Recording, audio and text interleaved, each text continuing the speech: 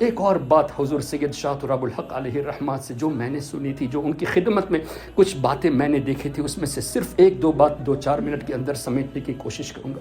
ایک بار سید شاہ تراب الحق قادری رحمۃ اللہ علیہ سری لنکا کے دورے میں تھے، روزانہ بیان ہوتا تھا اور بیان کے بعد کافی لوگ ان کے پاس بیٹھتے تھے، ان کا معمول تھا سوال و جواب کا سیشن ہوتا رہتا تھا۔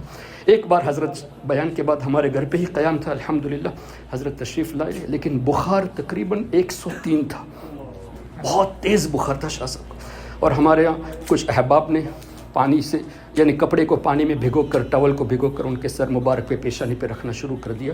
لوگ بیٹھے ہوئے تھے، اس وقت شاہ صاحب نے فرمایا لوگ آئے ہیں روزانہ سوال کرتے ہیں، کچھ پوچھنا ہے تو پوچھ لیجئے۔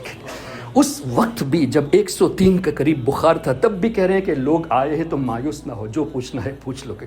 لیکن ہم لوگوں نے کہا کہ نہیں حضور، آپ کی طبیعت ناساز ہے، آپ آرام فرمائیں۔ دوسرے دن ظہر کا وقت ہوا، طبیعت خراب تھی، بہت بخار تھا۔ میرے استاذ محترم حضور مفتی اعظم ہند کے مرید مولانا نور الحسن نوری صاحب نے شاہ صاحب قبلہ سے فرمایا کہ حضور آپ مسافر ہیں، آپ اگر آج سنتیں نہ بھی پڑھے، خالی ظہر کی 2 رکعت پڑھ لے تو بھی چلے گا۔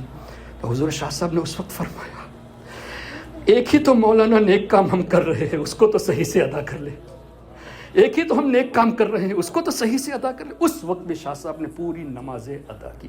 اسی طرح ایک سفر میں ہم لوگ جا رہے تھے، تقریباً 6 گھنٹے کا راستہ تھا، اور اس وقت 25-28 سال پرانی بات کر رہا ہوں، سی ڈی کا دور نہیں تھا بلکہ کیسٹ کا دور تھا، ایک طرف آدھا گھنٹہ دوسری طرف آدھا گھنٹہ۔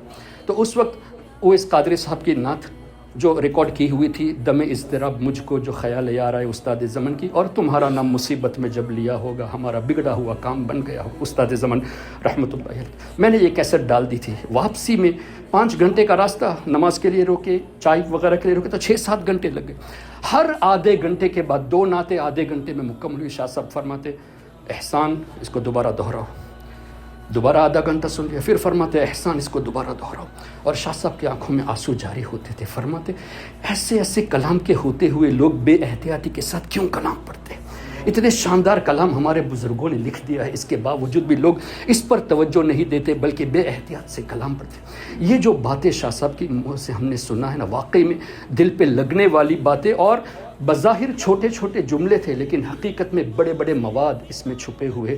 حضور شاہ صاحب قبلہ رحمۃ اللہ علیہ کو ہم نے کئی موقعوں پر دیکھا، ہم سے زیادہ آپ لوگوں نے دیکھا ہے، لیکن ہم نے ایک چیز یہ محسوس کی، شاہ صاحب قبلہ کی عادت کریمہ یہ تھی کہ جہاں کہیں بھی اہل سنت کے علماء کے درمیان آپس میں اختلاف ہوتا، کسی بھی سفر میں ہوتے، سب سے پہلے وہاں صلح کی کوشش فرماتے۔ انفارچونیٹلی، ویری انفارچونیٹلی، آج یہ لیک ہے، ہم بہت زیادہ اس کو دیکھتے نہیں ہیں، جبکہ ہونا یہ چاہیے کہ عقائد میں ہمارے کوئی اپنا ہے اور فروع میں کچھ اختلاف ہے تو اس کی وجہ سے ڈھنڈورا نہیں پیٹنا چاہیے، اس کو ایشو نہیں بنانا چاہیے، بلکہ علماء کرام کے درمیان، عوام کے درمیان صلح کی کوشش کرنی چاہیے۔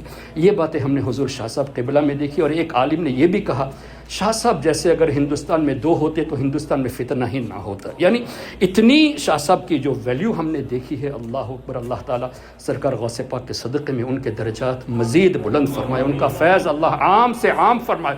اللہ تعالیٰ حضور شاہ صاحب قبلہ کے صدقے میں ہم سب کی بخشش فرمائے، ہم سب کو نبی پاک صلی اللہ علیہ وسلم کی شفاعت عطا فرمائے۔ سبحانک اللہم و بحمدک، اشہد ان لا الہ الا انت، استغفرک و اتوب الیک۔ السلام علیکم و رحمۃ اللہ۔